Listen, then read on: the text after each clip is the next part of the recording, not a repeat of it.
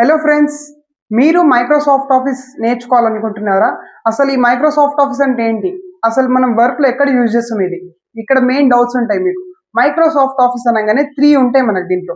మెయిన్గా మనకు యూజ్ చేయాల్సినవి చాలా ఉంటాయి, బట్ మెయిన్గా మనం నేర్చుకోవాల్సినవి అయితే 3 ఉంటాయి.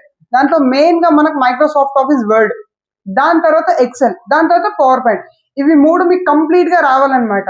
అసలు అన్న వర్డ్లో, ఎంఎస్ వర్డ్లో ఏం నేర్చుకుంటాం అంటే మైక్రోసాఫ్ట్ ఆఫీస్ని ఎంఎస్ అంటాం అనమాట షార్ట్ కట్ గా.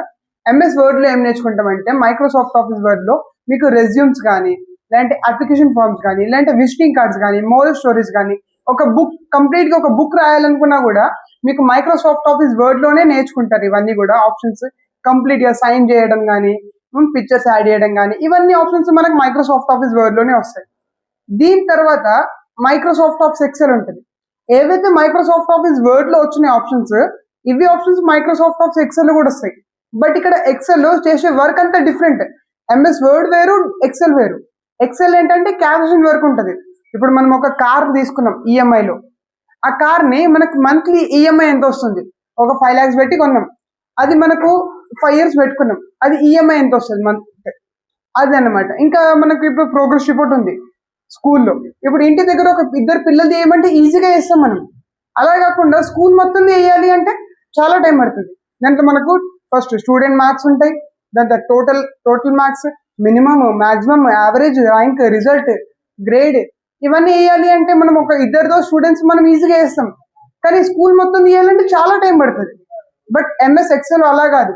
ఎంఎస్ ఎక్సెల్ అంటే కంప్లీట్ గా ఒక స్టూడెంట్ కి టైప్ చేసినామంటే ఆటోమేటిక్ గా 100 మంది 1000 మంది ఉన్నా సరే ఆటోమేటిక్ గా వాళ్ళందరికీ మనకు మార్క్స్ వచ్చేస్తాయి అనమాట మైక్రోసాఫ్ట్ ఆఫీస్ ఎక్సెల్ లో.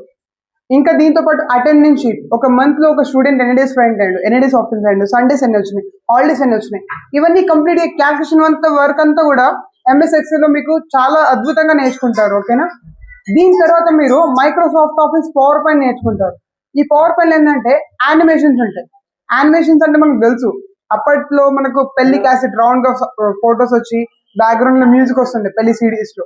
ఓకే, అలాంటివి కానీ, లేదంటే మనకు చోటా భీమ్ లో ఒక కార్ ఉంది, ఆ కార్ నచ్చిన విధంగా ఎట్లా మూవ్ చేసుకుంటాం.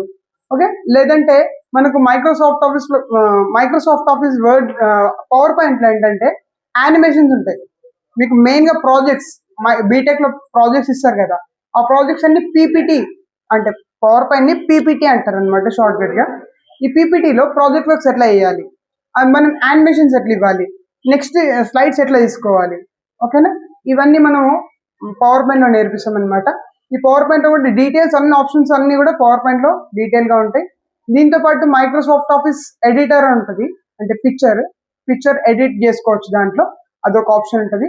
మన ఇన్స్టిట్యూట్ లో అయితే మైక్రోసాఫ్ట్ ఆఫీస్ అంటే మన దగ్గర సిస్టమ్ ఉన్న వాళ్ళకైతే Microsoft Office account the premium version licence ఇస్తాం అనమాట.